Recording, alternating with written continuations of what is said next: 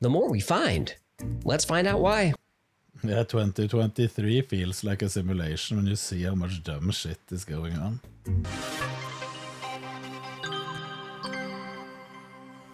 Soon I'm going to put The on idea a of the universe being a hat like simulation this is not a myself. new one. Theories exist in ancient cultures around the world. Modern simulation theory comes from Nick Bostrom, a philosopher at Oxford who wrote an influential paper on the subject in 2003. Assuming that living in a simulation is possible, Bostrom presents the simulation trilemma, which says one of the following must be true. 1, we destroy ourselves before we're able to create a simulation. 2, we're able to create a simulation but choose not to. Or 3, we are definitely in a simulation. Bostrom believes each of these is equally likely to be true. Now, I don't think that's controversial. We use computer models to study the human population, predict the weather, for entertainment. We simulate everything. And when a civilization can create a realistic simulation, the most obvious one to create is that of its own early existence. Bostrom calls this an ancestral simulation. And a civilization that can do this wouldn't just create one simulation, it would create many. And those simulated civilizations might create their own simulations of the universe, and on like Russian nesting dolls of reality. Now you're a character in that world and you think you have free will and you say, I want to invent a computer, so you do. Hey, I want to create a world in my computer. And then that world creates a world in its computer. And then you have simulations all the way down. When Elon Musk was asked what he thought the chances were that our reality is the original base reality, the odds that we're in base reality is 1 in billions. Neil deGrasse Tyson is a little more conservative. He thinks the odds that we are in base reality versus a simulated reality is 50-50. A 50-50 chance that everything we experience is artificial, that's still pretty high. And even though we mostly hear what scientists think about this, it's not scientific theory. Simulation theory isn't math, it's philosophy. It isn't physics, it's metaphysics. So what we need is hard evidence that we live in a simulation. And to find proof, all you have to do is look. And species would do.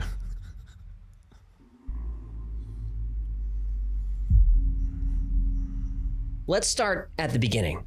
There was no space or time. The contents of the entire universe were concentrated to the size of a tennis ball and had a temperature of a quadrillion degrees. Then suddenly, the Big Bang. Everything explodes outward faster than the speed of light. Then about 14 billion years later, we've got galaxies and planets and ice cream and K-pop.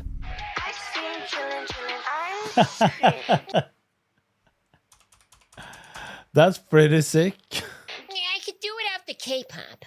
Me too. Should watch a movie. Okay, if before the Big Bang there was no space and no time, what was there? What about the beginning of the universe from the religious point of view? God created everything. Fine. Where was he before? What caused the Big Bang to happen in the first place? Or what made God decide to snap his fingers or wiggle his nose or whatever he did to make everything happen? If you ask a physicist to explain what existed before the universe, they'll give you an answer about quantum foam, dark energy, or something just as bonkers as the Big Bang. Ask a theologian what existed before God created the universe, and you'll get an answer equally as confusing. But what does make sense is that the universe was just sitting there dormant. Then someone somewhere decided to boot up a program. And in that program, our program, are all the laws of the universe. Electromagnetism and gravitational force are written into the program. The speed of light gets a value. There's code for Planck's constants of mass, speed, and time. Avogadro's number is in there, along with a bunch of other rules that govern the behavior of everything that exists, all part of our program. Even consciousness itself is part of our simulation. If you've never heard of simulation theory, then this might sound far-fetched. But some of the world's most respected scientists, technologists, and philosophers believe that it is more likely than not that we are living in an artificial reality. So, how do we prove it?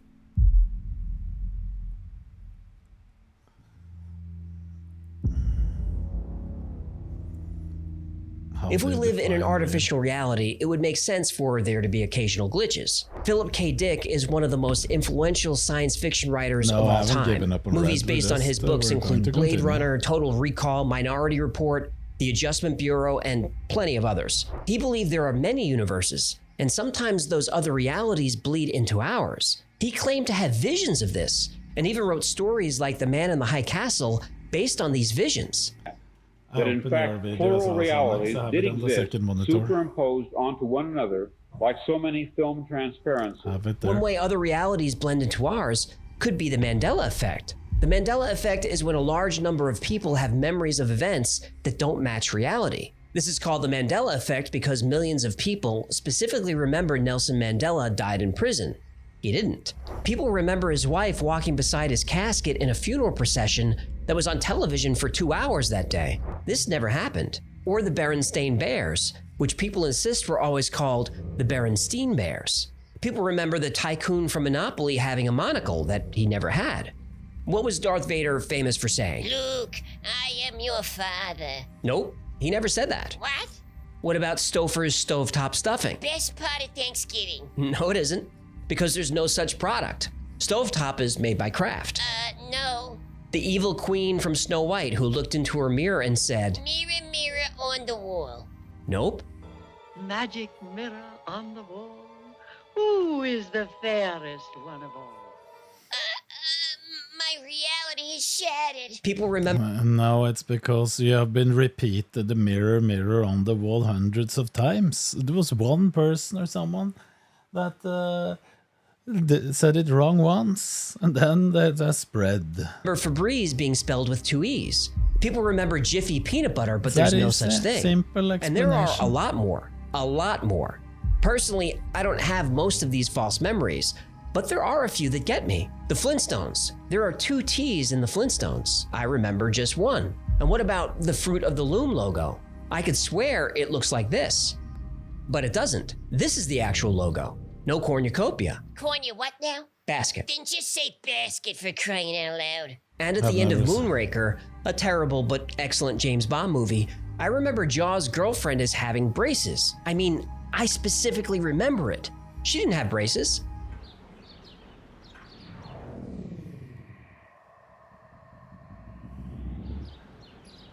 I just can't get my brain to accept it. That's the Mandela effect. So why do millions of people distinctly remember different things? Glitch in a simulation? Yep. Philip K. Dick also felt when we experienced deja vu, it's because something in our simulated universe changed and a new timeline branched off of the current one. We are living in a computer-programmed reality, and the only clue we have to it is when some variable is changed. Ever feel like you've lived a moment before? That's because, according to Philip K. Dick and others, you have. Deja vu is the simulation correcting itself with new information. But skeptics can easily dismiss these theories. The human mind is terribly unreliable. They don't accept this as evidence. But we're not done yet. Okay, now I need to see more evidence.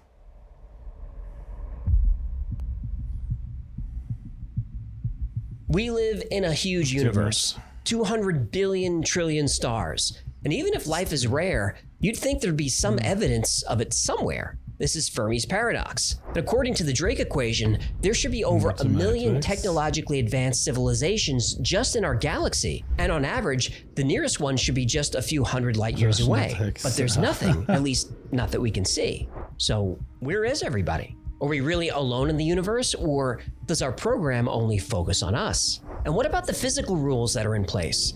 Max Tegmark, a cosmologist at MIT, said the strict laws of physics point to the possibility of a simulation. Putting a cap on the speed of light sure is a good way to keep your Sims from venturing out too far from home. Theoretical physicist James Gates thought simulation theory was crazy. Then he started studying quarks and electrons. He found error-correcting code buried deep inside the equations used to describe string theory. I don't feel like so that you're is saying as you dig deeper, you find computer code writ in the fabric of the cosmos.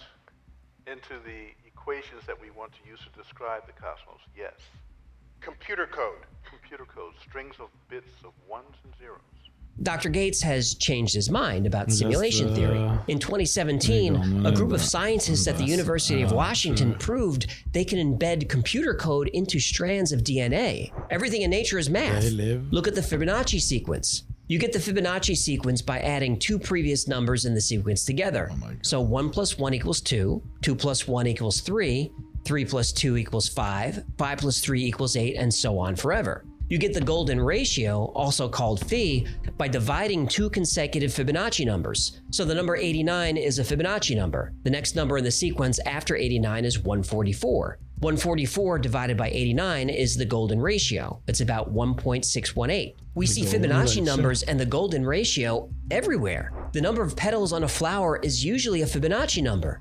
Lilies have 3 petals, buttercups have 5, chicory has 21, and a daisy has 34. And the spacing of each petal is arranged in a circle according to the golden ratio. As trees grow, the number of branches they form is a Fibonacci number.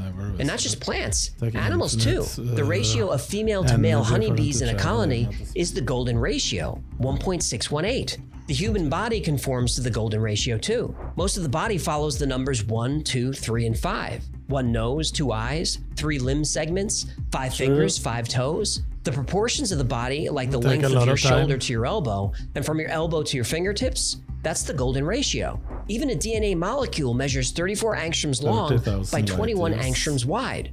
Fibonacci numbers and the golden ratio. From the spiral of seashells to the spiral of a galaxy and everything in between, Fibonacci numbers are everywhere. Now, some claim this is a coincidence, that humans look for patterns in chaos because that's what we're programmed to do. What we're programmed to do. It isn't that interesting. By trying to debunk simulation theory, they actually end up proving it. No matter what we study, whether it's something the size of a galaxy or as small as an electron, everything in the universe seems to follow patterns and rules. In other words, a program. So not a simulation. To simulate an entire universe, you'd obviously need more advanced technology than we have. But that doesn't mean we won't get there. Moore's law says that computing power doubles every 18 months. And this has held true for about 50 years. Now that is slowing down a little bit, but only because of physical limitations. Assuming we can learn to make microchips smaller, and there's no doubt that we will, it's predicted that artificial intelligence could surpass human intelligence within the next 100 years. As Elon Musk points out, when he was a kid, the world's most advanced video game was Pong, 2 rectangles on a screen.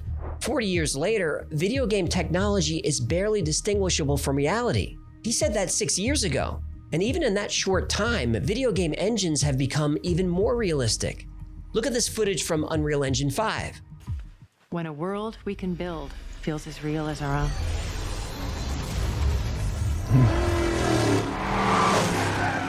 This isn't Unreal Engine 5, this is the Matrix, isn't it?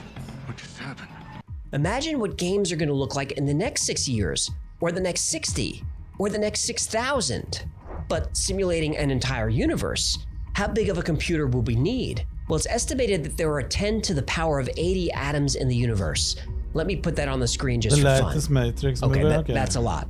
If each particle needs 128 bits to calculate its position and momentum, you're at 10 to the power of 83 bits. And that's just for data storage. We also need computing power to track what each of those particles is doing. If we say 2 floating point operations per second, or 2 flops per particle, we're at 2 times 10 to the 80th power flops. There aren't even words for these numbers. And this is the computing power for just the stuff in the universe. What about human intelligence? The human brain can perform 100 trillion calculations per second, or 100 teraflops. Multiplied by billions of people, the numbers are ridiculous. To power all of this, the simulation would need access to multiple Dyson spheres, the megastructures that capture 100% of the energy of a star. Or the simulation would have to harness the energy from black holes. This is why famous physicists like Dr. Michio Kaku are not on board with simulation theory. He claims that simulating a universe is not scientifically possible. The only computer capable of simulating a universe is the universe itself. Now, at first glance, this makes sense. But with all due respect to Dr. Kaku, that's not how simulations work. When you're playing a 3D video game, the entire game world isn't rendered. Instead, the game engine only calculates what the player can see and interact with at that specific moment. If we are living in a simulation, then it would make sense that the creators of the simulation would use a similar technique. And wouldn't it be interesting if there was evidence that this is exactly what happens? Well, wait a minute. Do we have proof? Sweet fancy Moses!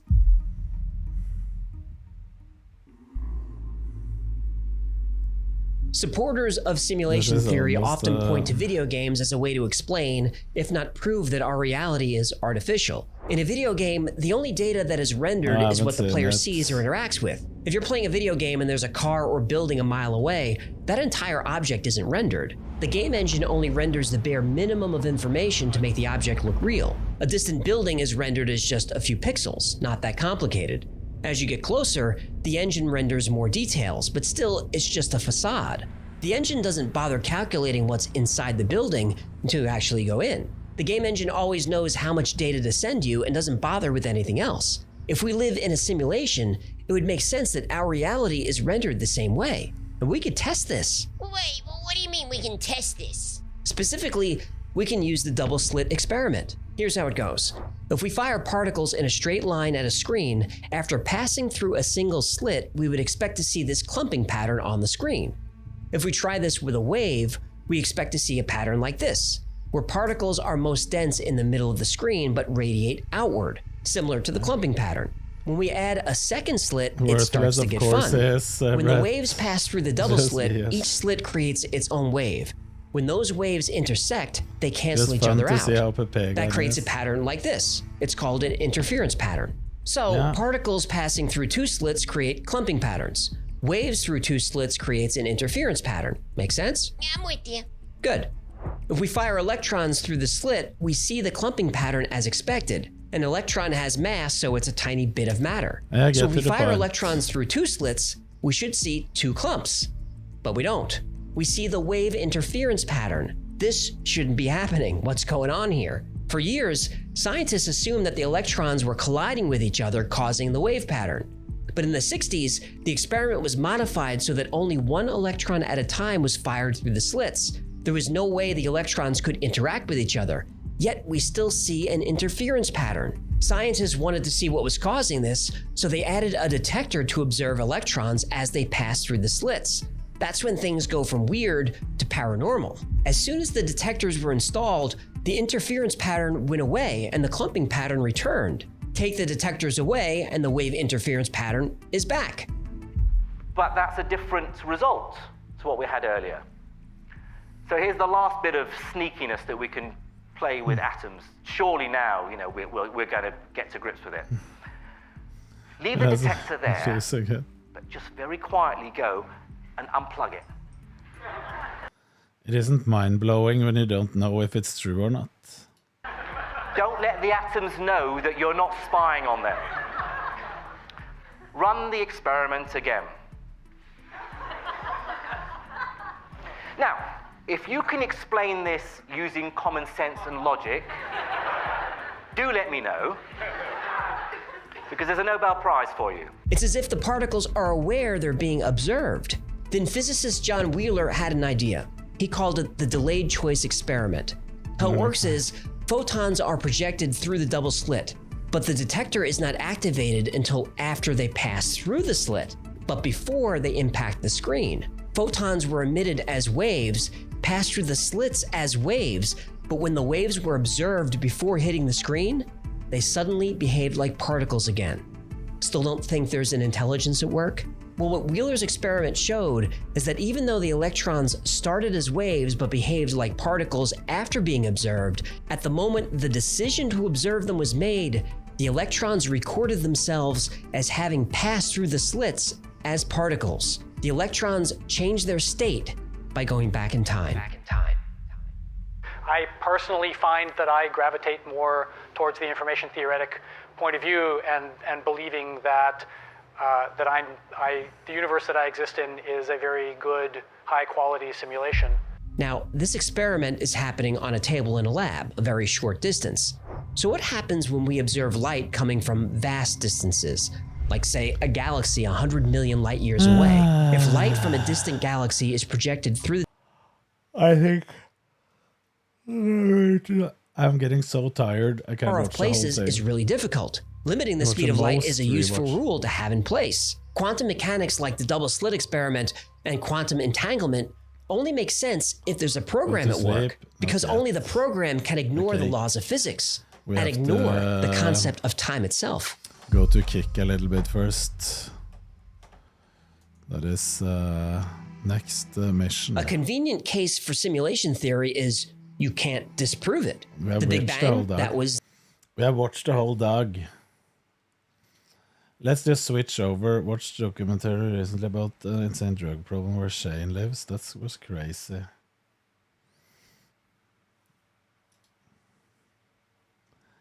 I believe you. Let's switch over. Everyone knows the routine. Kick. There's the channel. Kick.com/Knut. Just come over.